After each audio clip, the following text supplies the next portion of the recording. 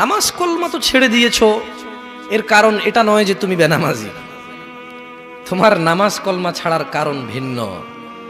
তুমি মনে করো আর কি তোমার মন চায় না, তুমি পারো না, তাই তুমি নামাজ পড়ো না। আসলে তোমার তাওহীদের সমস্যা। কোথায় সমস্যা? মানে আল্লাহ, কে? আল্লাহ।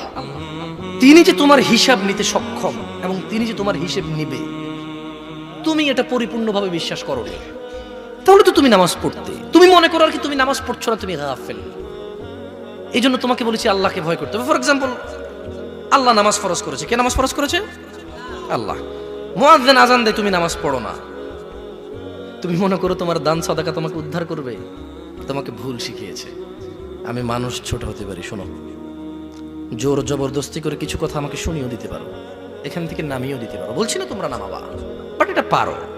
তবে মনে রাখবে, কথা যেটা বলে সেটা উল্টাতে পারবে না। কেন পারবে না জানো? কারণ এই কথা উল্টানোর জন্য তোমাকে কথা থাকতে হবে।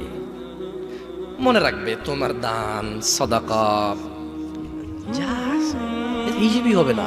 তুমি কি মনে করো হিন্দু লোককে আল্লাহ প্রশ্ন করবে কিয়ামতে, এ হিন্দু, এতগুলা বুতকে পূজা করছিস, ঠিক আছে বল নামাজ কেন পড়িসনি? ও তো মুশরিক।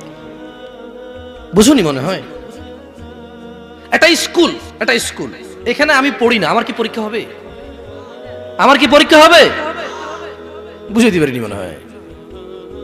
তো যে মুশরিক, তার নামাজ রোজা হজ যাকাতের হিসাব কিসের হিসাব? সে তো অলরেডি এমন অপরাধী যা ক্ষমাযোগ্য নয়। যা কি নয়? ক্ষমাযোগ্য নয়।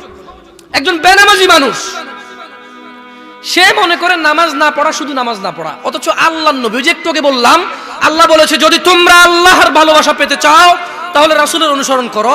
রাসূল বলছে যে নিশ্চয়ই কাফের এবং মুশরিকের মধ্যে আর আমাদের মধ্যে পার্থক্য হচ্ছে নামাজ। তুমি মনে করো নামাজ না পড়া। ওই যে তুমি খুঁজে পাও না মুসলমান কিভাবে শিরিক করে, এই যে নামাজ না ছাড়লে শিরিক হয়। দেখো, আমি অনুবাদক, এখানে যারা বুখারী পড়ায়, মুসলিম পড়ায়, তিরমিজি পড়ায়, হাদিস তারা পেয়েছে না। হানাফি, শাফি, মালিকি, হাম্বলি, তিরমিজি, আবু দাউদ নাম দিয়ে তুমি পরিবর্তন করে গোপন করতে পারো, কিন্তু আছে। ফয়সালা তো আল্লাহ করবে যে এভাবে হয় নাকি সিস্টেম, ইসলামকে বিভক্ত করা এবং কিয়ামত দিবসে রাসূলের অনুসরণের বাইরে কোনো অনুসরণের হিসাব নেওয়া হবে কিনা, সেটা তো আল্লাহ ফয়সালা করবে। আমি আর তুমি এখন